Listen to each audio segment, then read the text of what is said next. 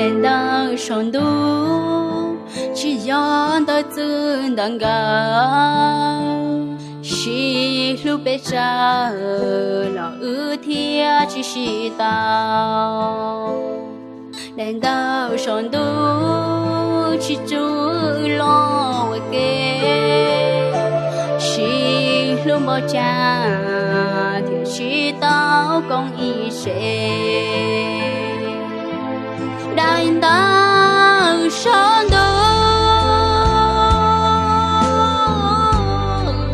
chỉ dọn ta chân đang gà chỉ lúc bé cha thì li yếm la chỉ lúc bao cha chỉ tao con ý nhau cú tu này rong thiệt hao mu yo lúa tu yo mua tiền ó mà thon đỡ chân đang gà yo chỉ mua la chạy yo bla ta tiền nó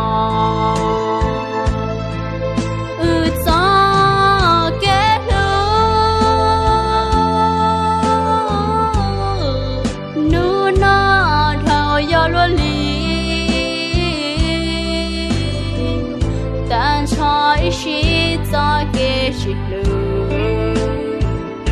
yo chỉ muốn nuôi đi tao cho lo, sẽ cho tao khờ, dọn dọn nhỏ cho tiền nó, đại tao sống đủ, chỉ dọn tao chân tao cả.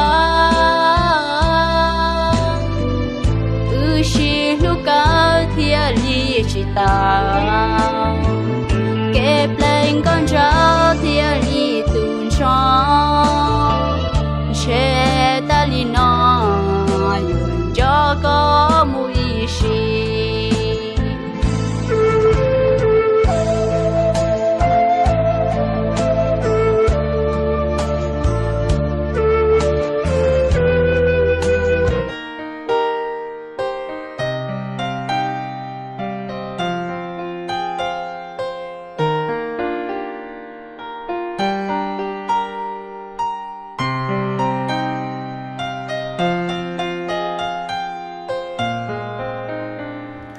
chỉ xa to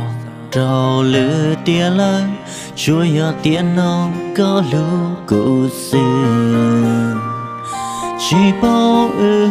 cho mong lý cha lo tranh sản trao có u kê xuống